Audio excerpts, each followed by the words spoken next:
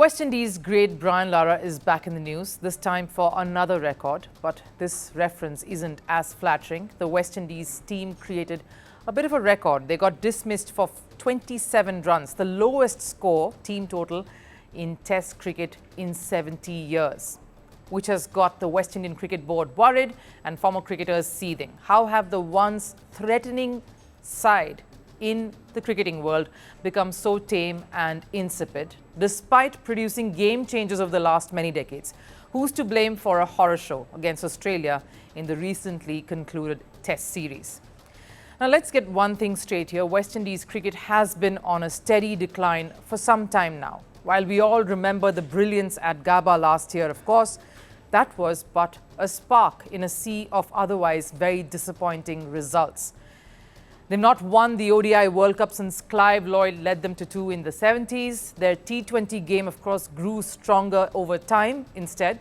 Even so, the last ICC title in that format came way back in 2016 in the presence of the Gales and the Bravos of the side. What about making it to the knockout stages? The last time that happened in ODI World Cup was again back in 2015, a blip in the T20 World Cup ever since that win in 2016. And talking about Test cricket, they've been consistent there, consistently finishing 8th in all of the 3 World Test Championships.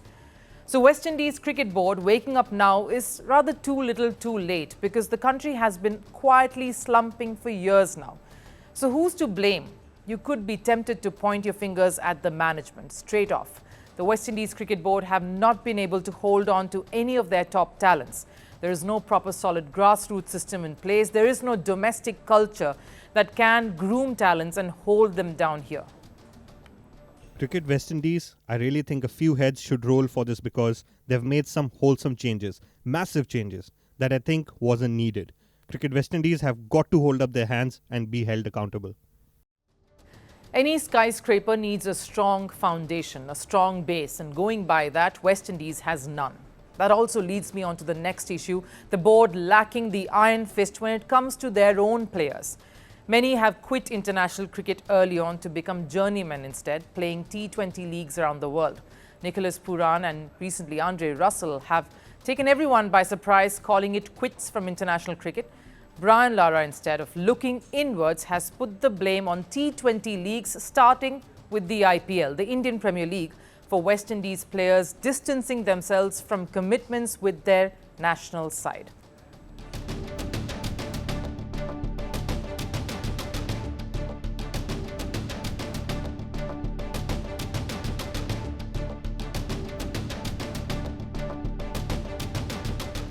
Easy to say, isn't it? We couldn't do much to hold on to the talents. So the fault surely lies with the successful IPL for luring them away.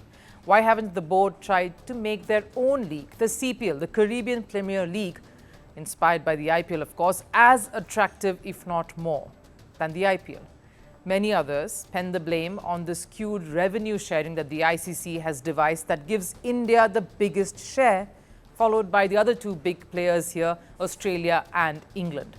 Now, I want to poke some holes into this reasoning right away. West Indies, Australia, that West Indies cricket wants to put forward. West Indies, Australia and England.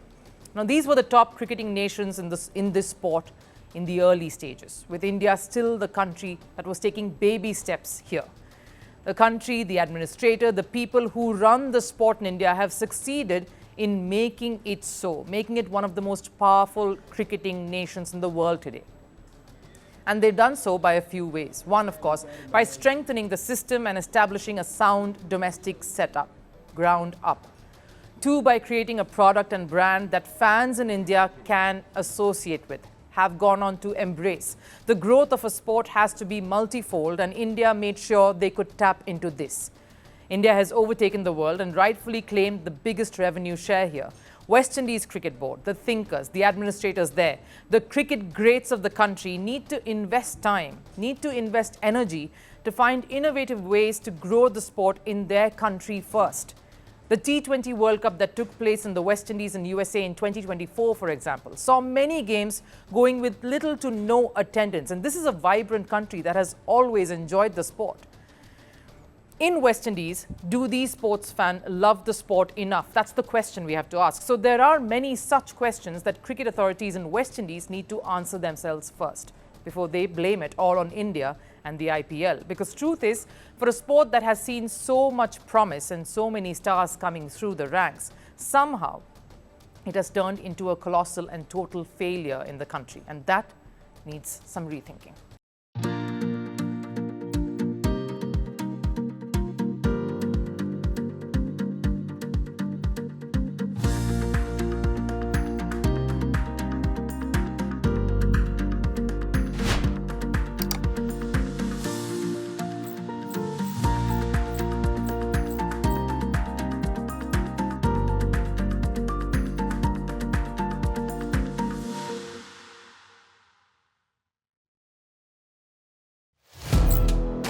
Firstpost now available in 9 languages on YouTube.